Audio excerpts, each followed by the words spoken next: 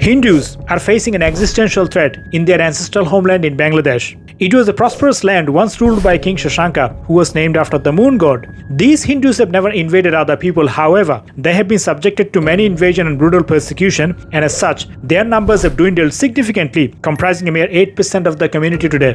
Their land have been stolen not only by those savage invaders but also by the judiciary in the so-called independent Bangladesh. The Vested Property Act is an example of how these Hindus have been betrayed by their state even after being subjected to a targeted genocide in 1971 when nearly 2.4 million Hindus were brutally massacred within a span of only 9 months.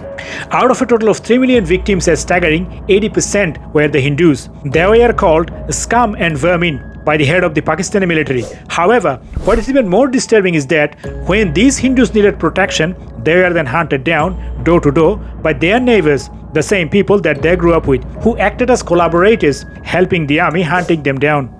As they were rounded up in a school field, for instance, these so-called neighbors would tie up the hands of the Hindus before they were burst fired by the army. As their bodies fell to the ground writhing in pain, these poor Hindu victims were then doused in kerosene and burned. Later on, the same neighbors would loot these Hindu families while raping their women and their orphaned sons and daughters, some of whom probably used to call them uncles.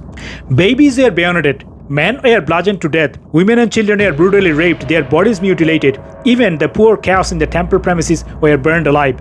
That was the level of hatred Hindus had to face, and when they tried to flee this persecution, they were then gunned down in thousands. In one case, this number went up to as high as 12,000. Unprepared and unarmed, Hindus became a soft target of an unspeakable depravity, only amplified by sadistic cruelty and religious bigotry. And this genocide was covered up by calling it a war of independence.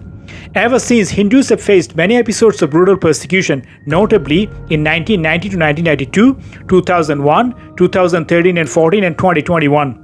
It only takes a rumor to spread that someone made a blasphemous comment on social media, a mob would be conveniently gathered and someone would be lynched. This is the fate of the Hindus in so-called secular Bangladesh that the world must not turn a blind eye to.